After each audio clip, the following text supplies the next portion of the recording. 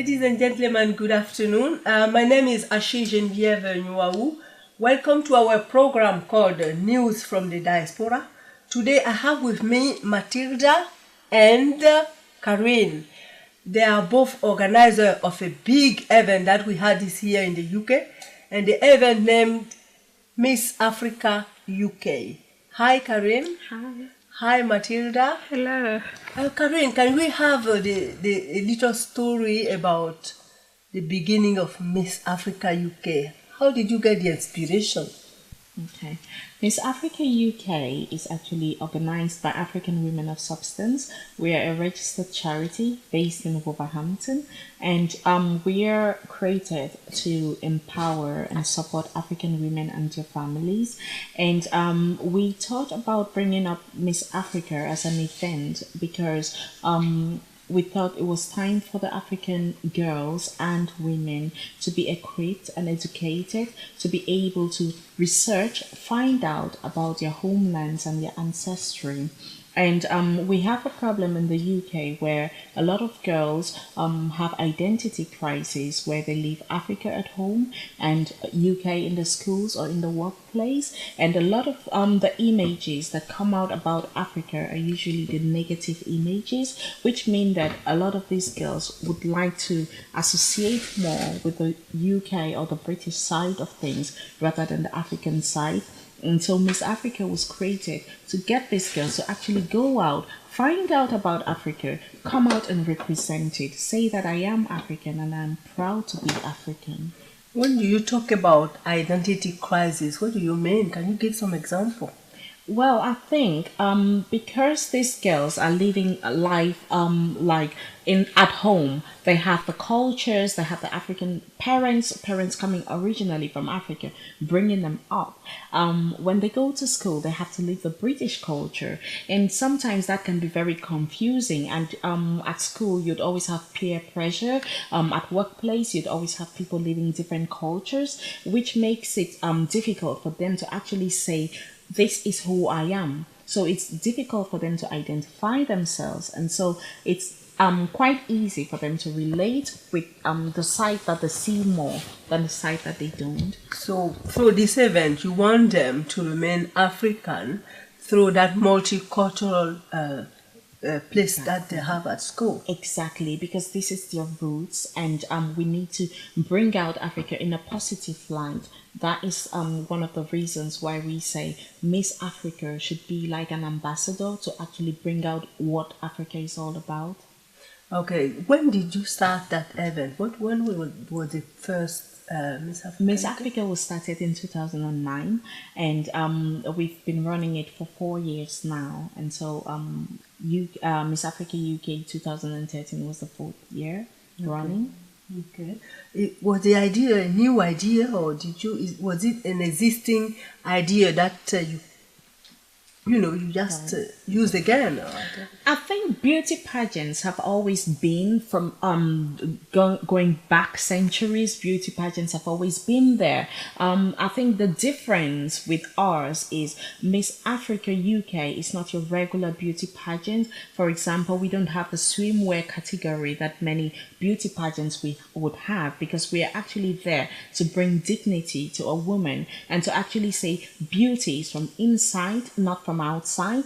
And the beauty that the African woman has inside her radiates to the outside, and that is what we are all about. And we are wanting to do it as beauty with purpose. So the girls should be able to be saying, I'm beautiful because I can impact my community, I can impact my environment, not that I'm beautiful genetically. Okay, so the aim is to help those women, those girls, to recognize them as an African women, and also to impact on their community. Which way? To impact on the community in which way? I think Miss Africa should be able to say these are the barriers that we as Africans are facing, or our community is facing, and these are the things that we want to do to remedy that, or we want to do to work on that. So they will be the ambassador of the African culture. So let's come back to the event this year. How did it happen? How did you recruit the girls? Well, we do quite a lot of publicity on the run up towards the Miss Africa. So we have flyers, leaflets, posters everywhere in all African restaurants, nightclubs, churches, everywhere where there's the African community. We have our website, Facebook, radio interviews, and you name it, word of mouth. We try as much as possible to cover UK wide. So the girl have to come to you, Yes. to say they are candidate. Yes. How many candidates do you have this year? We had 20 finalists. Okay, so every year is it 20 finalists? Or? Normally we always have 18 finalists, but this year we actually had 20 finalists. How did it happen? Did it happen through a month or through many months, or is it a same day event? No, it is actually, we start recruiting as early as 5 months before the event, and whilst we recruit, we set a date for auditions. The girls have to come in for auditions, and we have to choose who is going to be a finalist after the auditions. And after that, we have a whole process where the girls come for rehearsals. We have confidence building coaches coming in. We have model coaches.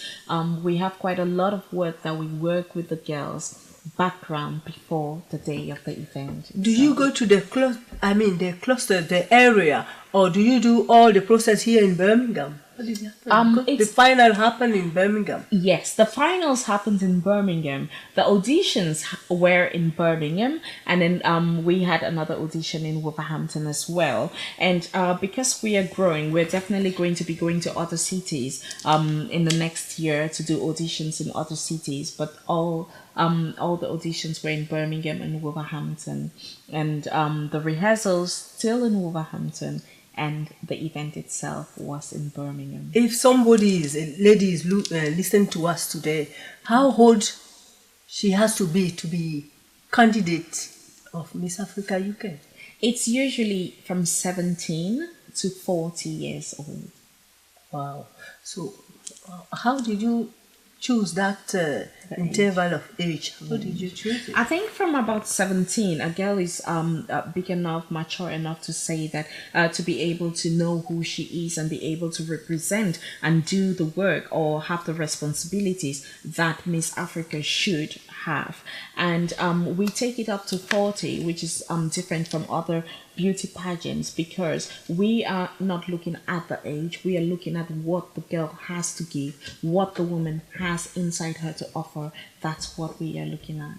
So how do they have to be physically? I know you talk about inner beauty, but how do they have to look physically fit, slim, or Yes, we definitely would want to look for girls who who are presentable and they're confident within themselves of how beautiful they are. Definitely we look at that as well. Okay, So let's it's talk the about round up the overall beauty of the girl. Okay, let's talk about the candidate this year. You say you have 20 candidates, Yes. and they have to come to you themselves. Yes. So Africa is composed of 54 countries. Yes. Do you have representation from each country, or how do? I think if we had to have, say 54 contestants, that would be too much. And so what we try to focus is in the different regions. So we have Africans from North, East, South, and West and Central Africa. That is what we try and make sure that we cover. Okay, so how do you nominate the candidate? Is it like once or like many times, or the event has to happen only the same day? The day. Yeah. Now, as I said, we have auditions about 5 months before the event, and we actually choose those girls who are saying, I'm proud of my heritage. I can actually stand out and say, this is who I am. I'm confident about who I am. I'm confident about my roots, and I'm able to say that out. And, that's for the auditions. So we take them through a process, and we can actually disqualify some of them from going on to the final day. So we take that through to the final. Well, let's talk about the day event now, the final day. What do we see? What do they say about like a positive thing about a country? How, is it a speech? Is it a talk? Is it a story they share? I think the highlights of our event is the Parade of Nations. And with the Parade of Nations, it's actually based around the vision, one of the visions for Miss Africa, which is to change the way the world sees Africa and Africans. So the girls have to come out, talk about their countries, talk about what is beautiful about their country, their culture, the people, the food, everything that is nice about Africa. That is when the girls have to come out and does it have to be their own creativity or something that exists already in the country? I think it should be what exists in the country, because they have to go out and research their countries. They have 2 minutes actually each to talk about their country, so they have to bring it down to exactly what they want people to know about their country. You can have some candidates who were born in the UK, never been to Africa. So do you think those girls will be excluded because they don't know anything about their country? Yes, because they wouldn't actually go through to the finalists if they weren't ready to embrace their roots and to say, look, I want to know more about my roots and I want to let people know more about my roots. So they wouldn't even go right to the finals if they weren't able to do that. Okay. Now with Matilda, you helped Karyne to organize the event. What type of challenges did you have this year? The challenges are more about sponsors or sponsorship. The fact that we moved from Wolverhampton to Birmingham was already a big challenge as far as Miss Africa UK is concerned. Basically, we are a charity based in Wolverhampton, and we usually get all the support from the people in Wolverhampton and its surrounding. But this time, because we are in Birmingham, it's so difficult for people in Wolverhampton to sponsor event in Birmingham, because Birmingham is not their market. It's only in Wolverhampton. I mean, in Wolverhampton, it was quite easy because we are a charity based there. The council was there to give us the support. We have agency like Flame Lily, Midlands Lawyers, and some other individuals who will come in to support. But the time we moved to Birmingham, it was all a different ball game. We have to start looking for sponsors in Birmingham. And the fact that we ourselves lives in Wolverhampton is also a difficult situation here, because we have to start coming to Birmingham every day, looking for people who are interested in things like that, people who want to market their product to other people, because we do have a platform whereby people can actually market their product or their goods. And because of this, it's always very difficult to get it. I mean, it's really been a tough one to get sponsors from Birmingham. But because it's the second time we are in Birmingham, it is also proving very popular this time. So those challenges, they're all gone, I would say, because now people in Birmingham are getting much more interested in the event and they're coming on board. And immediately after the event, we've had so many interests now that people are phoning to say, I want to be part of this event. I want this event to go bigger and bigger and better and better. So more people are coming to support, and I think we are already overcoming those challenges. I thought it was a national event because it's UK, Miss Africa UK. Yes. Ooh. Miss Africa UK is, I mean, we were Miss Africa West Midlands before, and now we are Miss Africa UK. The reason we rebranded it to Miss Africa UK is because in the past we've been having contestants from all parts of UK. So there was no point limiting ourselves to just the Midlands. So we decided to widen our search, and that's when we came up with the name Miss Africa UK. and to make this event known to everybody in the UK. This year, we are hoping on getting putting representative in all the bigger cities in the UK in order to promote, look for sponsors, and help in organizing or recruiting some of the contestants. So the sponsor should consider the event as a national event. Yes. So why do you have problem on that level with having sponsored in Birmingham and sponsored in Wolverhampton? Like I said, everybody has got their own area of market or interest, and you wouldn't expect Wolverhampton Council to come and sponsor a project in Birmingham. I mean, Birmingham is a very big city. When we were in Wolverhampton with Miss Africa West Midlands, Birmingham did give us the support to advertise the event, but that is not enough. We expect more than that, because this is a community event that everybody is involved in. So they should be able to give us more support, either morally or financially. Okay then. And now I think we have to welcome our queens of Miss Africa UK 2013. My name is Zan. I'm from Kenya because I'm a fun-loving person. I'm passionate about Africans. I'd like to be the voice of Africa across the world. Yes, I'm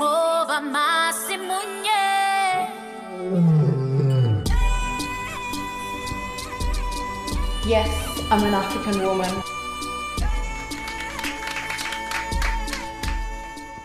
The first queen, I think, Fatou from Gambia. Yeah. Hello, my name is Fatou Kinneh and I'm representing Gambia. I want to show the community what us Africans can bring, and I don't break my promises. And yes, I'm an African woman.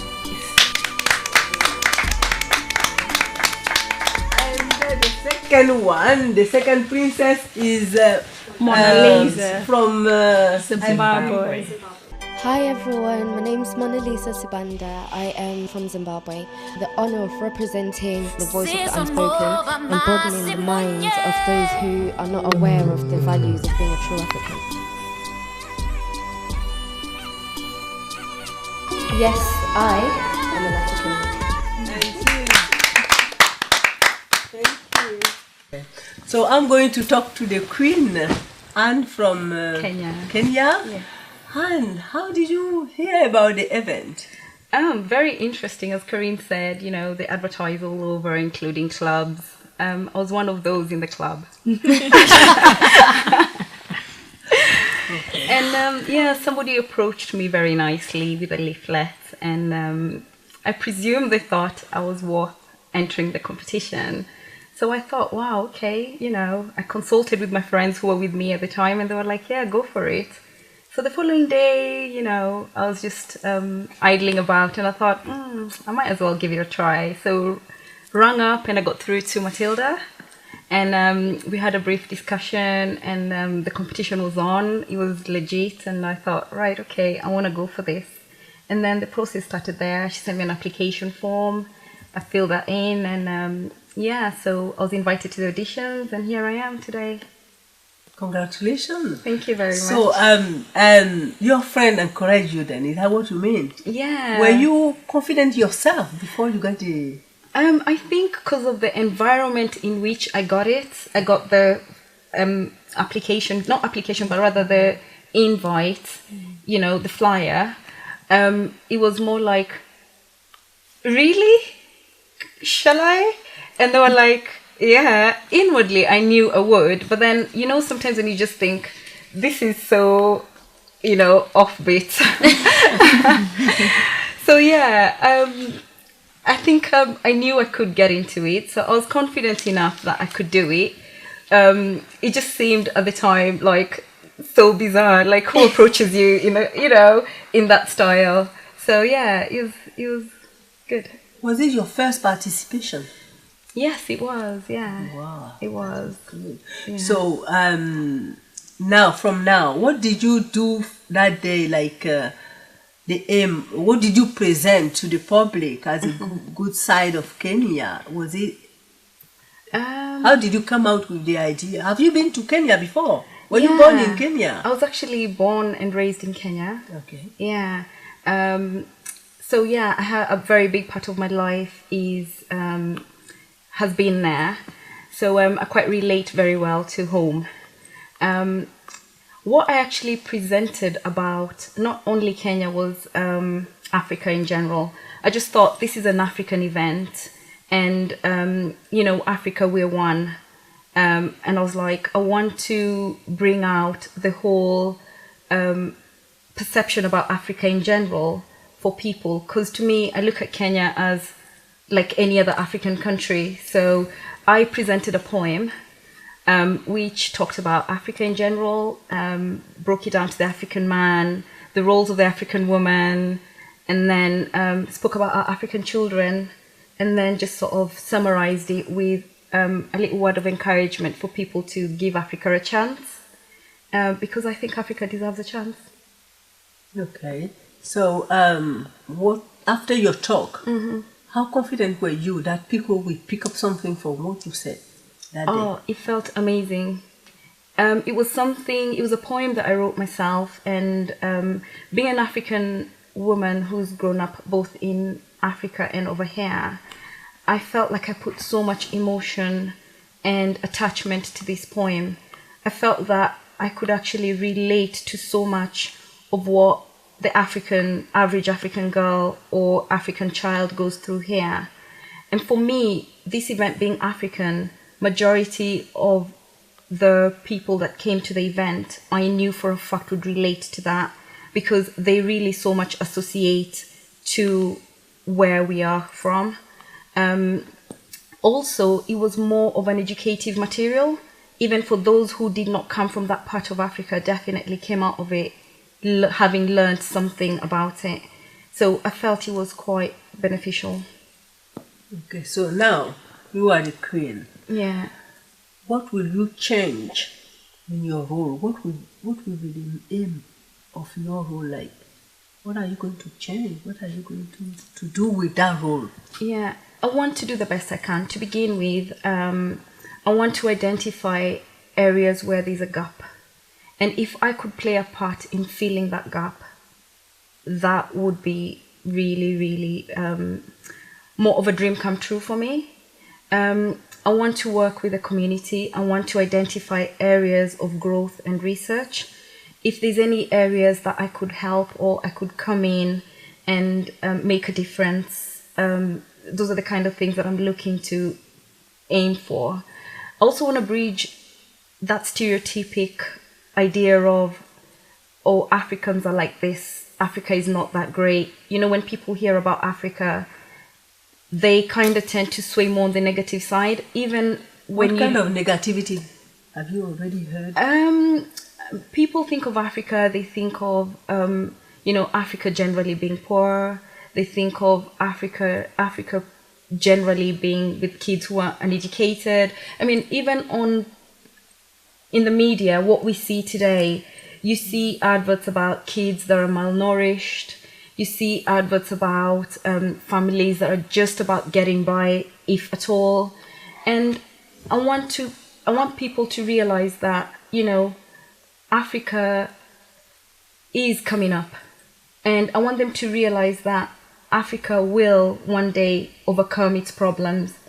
And it's not about the problems that we have that actually should make us feel embarrassed about coming from Africa, but we should really embrace our problems and try and make a difference, influence our societies to try and bring back something home. It doesn't have to be financially, even with ideas, even with suggestions, that could make a difference. Okay, you said something at the beginning that made me laugh, like you heard about Miss Africa in the nightclub. When I look back home in Africa, girls don't, I can't say they don't, but there are limited numbers of girls in the nightclub. But you were in the nightclub and you want to change something. I think, education is not all about classroom education. I think social education is also quite good. You can go to school and, hold the finest of degrees and stuff. But if you can't relate with people on a social level, then clearly you can't mix with the crowds. So for me, a social aspect of life is just as good a balance as your educational aspect. Yeah. Now, I imagine that your age is between 17 and 40. Yeah. Okay. When I say you, I know you're 40 yet. No, that's clear. But imagine that in 20 years' time, or 20 or 30 years' time, how beautiful will you be? I think black don't crack, if you ask me. I know. I think I'll still be as good, and I'm determined that I will still turn heads even in 60 years' time if I'm still here. So, they say in Africa, an African woman will age in her little garden trying to plant seeds or whatever it is to feed her family. Yeah, that's the kind of genes that we are. Okay. Are you planning to have a family life? Yeah, maybe one day if I met the right person. Okay. Definitely, it's not something that I would shun upon. Never say never, but it would be nice. Yes. Okay, and I have kids and raise kids too. Yeah, that would be nice. Yeah. Okay. Because back home it's like this is only what women do, and I know that Africa has a beautiful side and also the bad side because we have a gender problem in Africa, and this is a reality. And women have a lot of children and they are less educated and everything depends on the man. So when they come here too, it's true that there is a clash of culture, but there is also the fact that they found freedom here to be who they want to be. And that freedom may be like they don't want to do some other thing that we do in Africa. But the society there focus more on a woman should have children, a woman should marry, a woman should be this and that. So in your own mind, what would you keep from Africa today, and what will you change in the UK society as an African lady? What I would keep from Africa is definitely the culture. I really embrace that because I think we're very rich in our culture. I think always remembering where you come from is very important. It helps shape who you are today.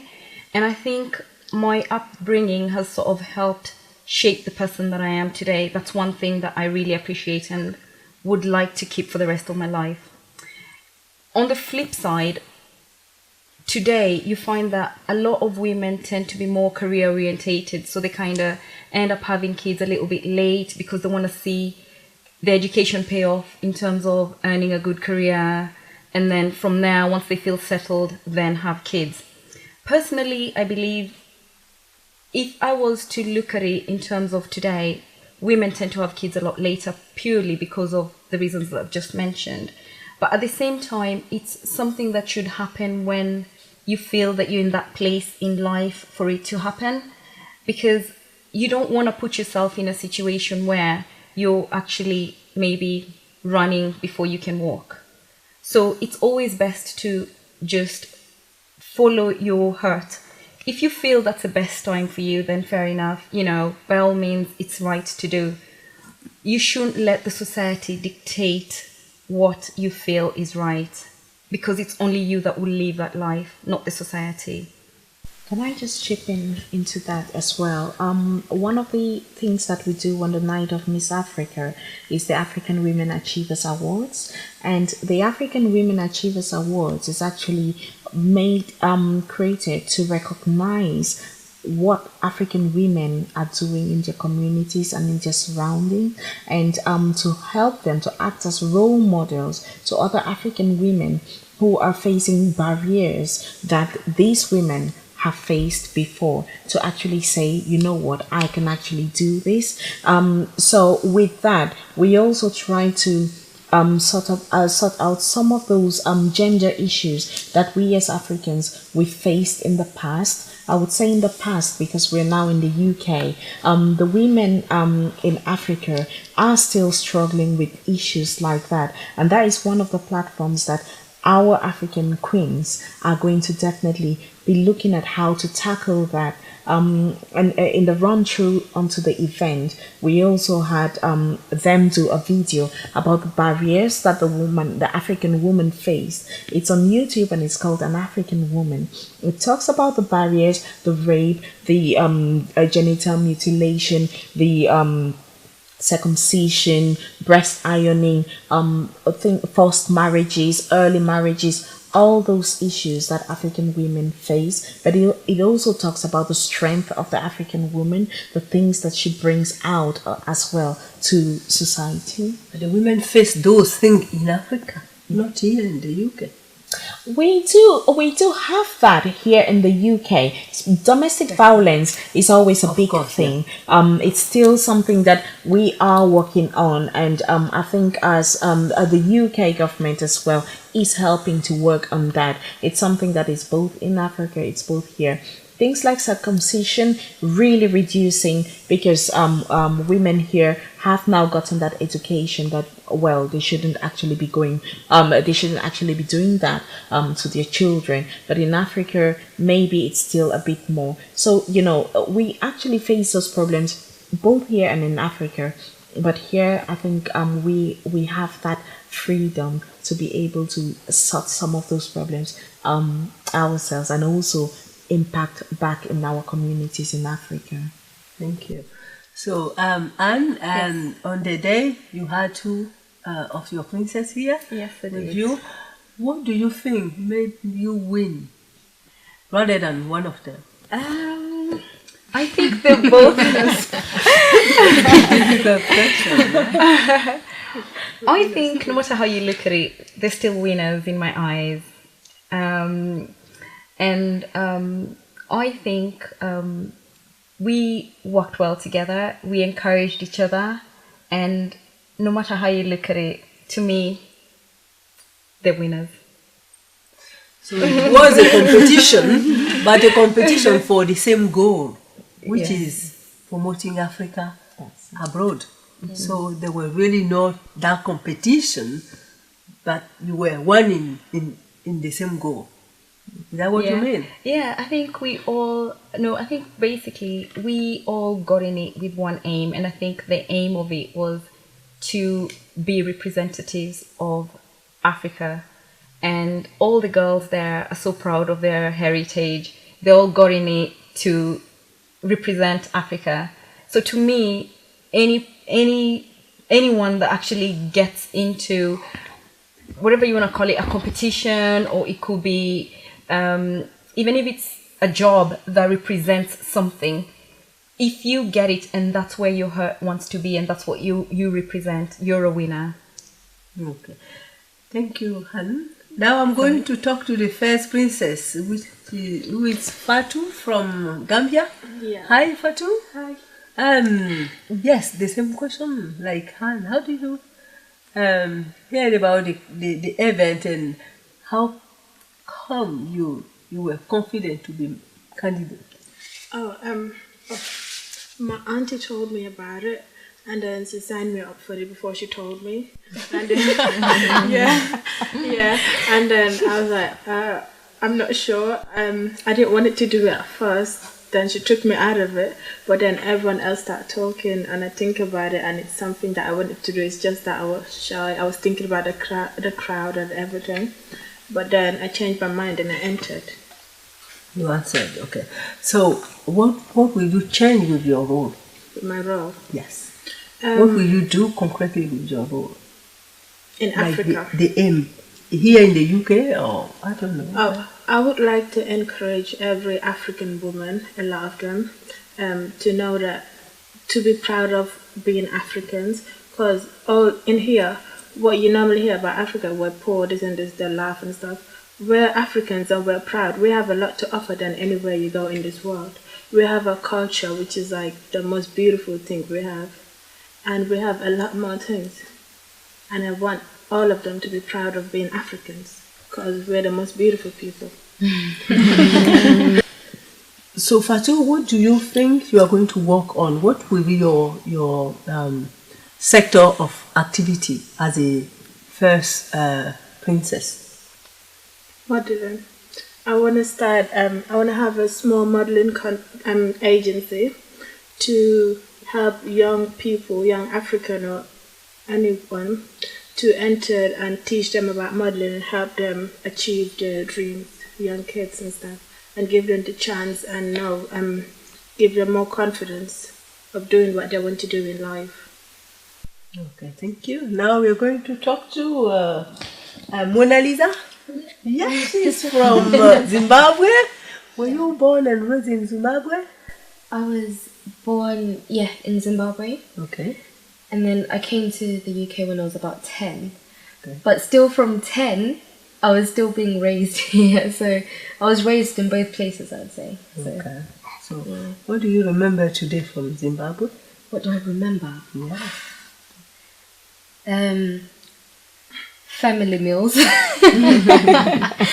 I remember just at night, just when you're having dinner and you're with your family and everyone is just throwing jokes and you're laughing so much, and just that harmony that you have at home just before you go to sleep and you say a prayer, and just that's the strongest thing that I remember.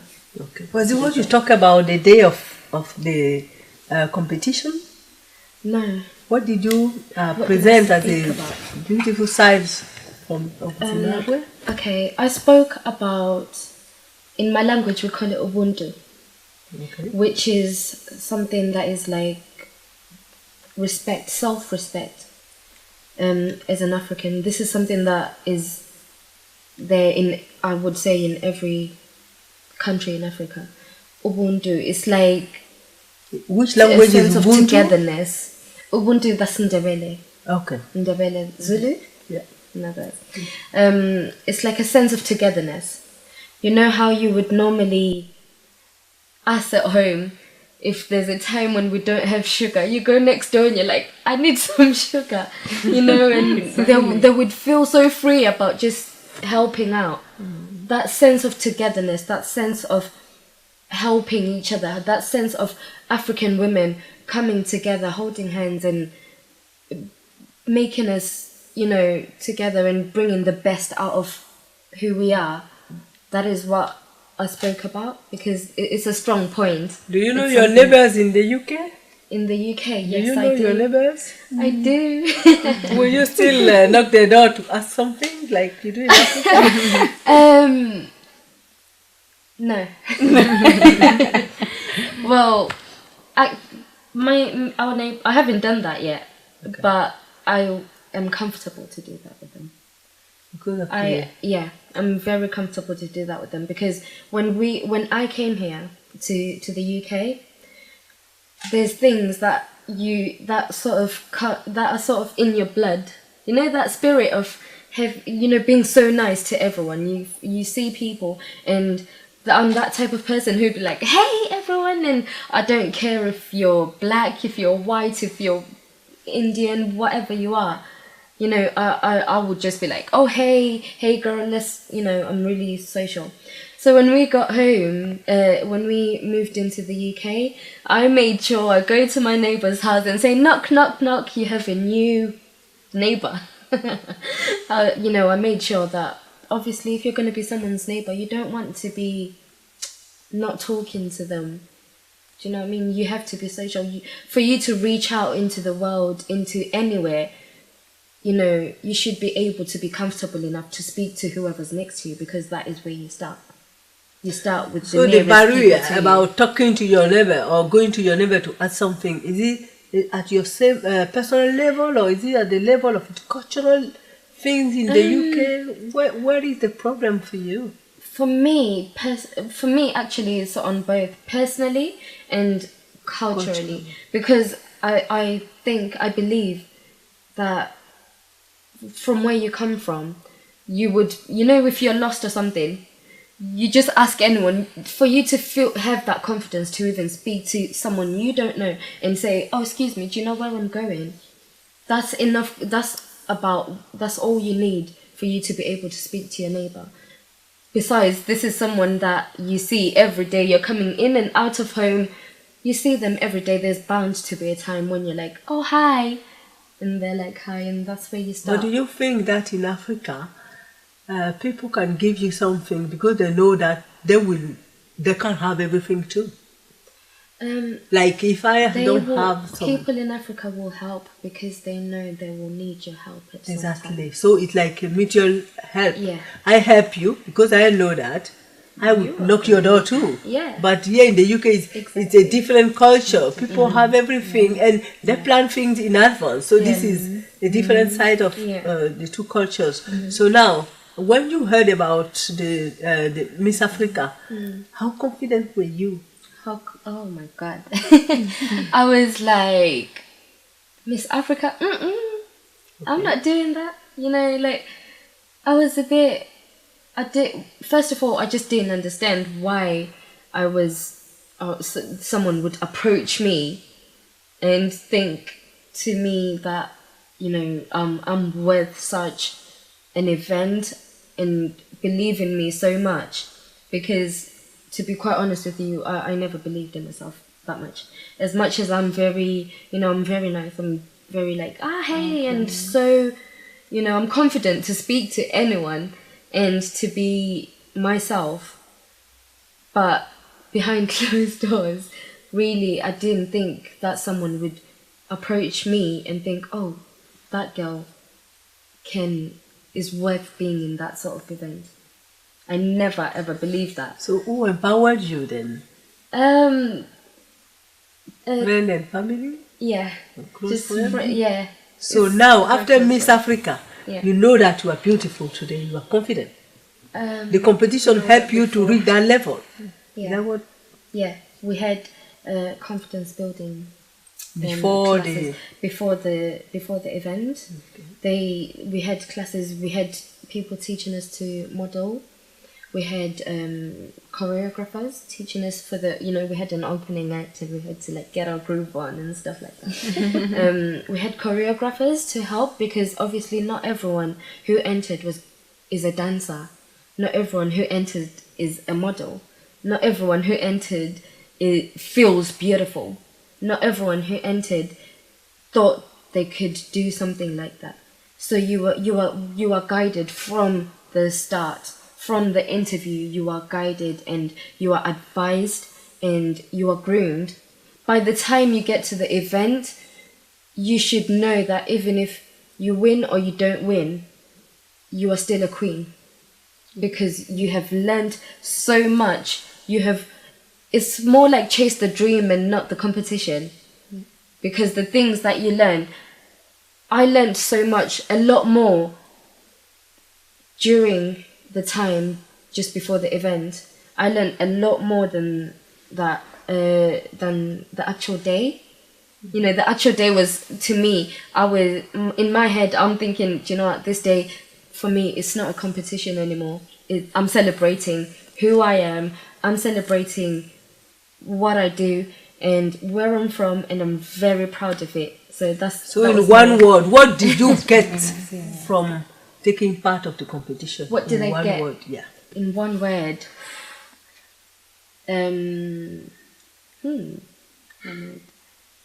Confidence building? In one. A lot more than confidence. Like what? Sorry. It was.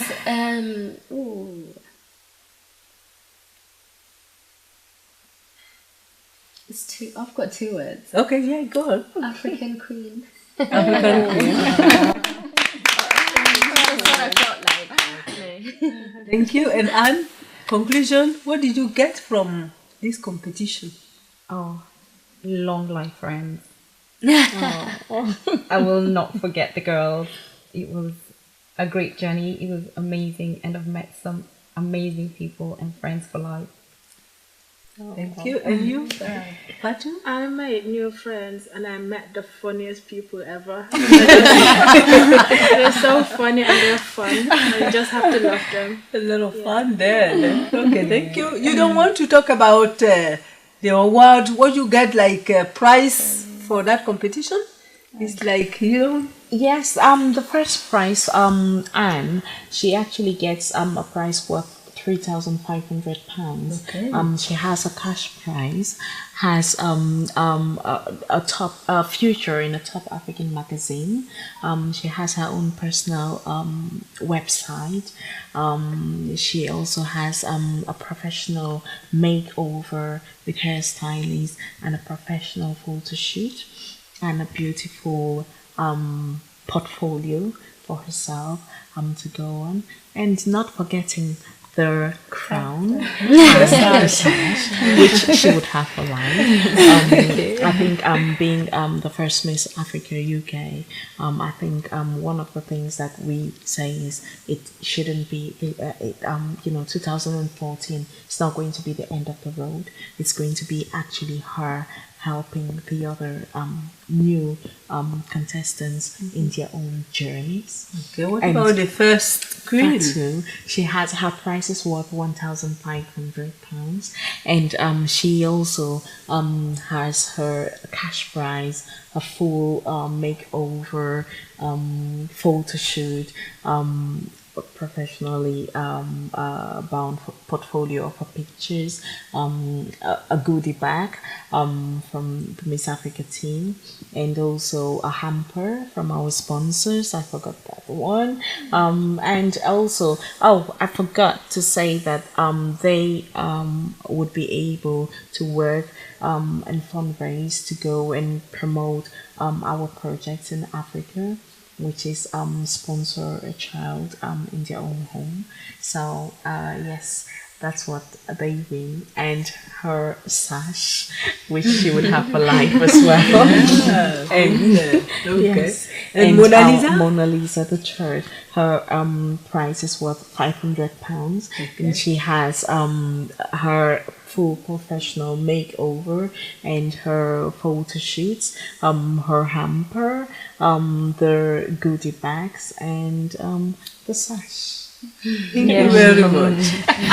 Well, I'm happy to have you, and I'm proud of everything you do for Africa, not only for Africa, but for women too. Because, like you know, I'm from Africa, raised in Africa, and I know that a lot of women, have gender issues, and this is why she's talking about not being confident, and I know what it is, because if you have everything and you depend on the other gender, you can't really move on. So I'm really proud of what you do, and congratulations to the Queen and to the organizer. Thank you very much. Thank you.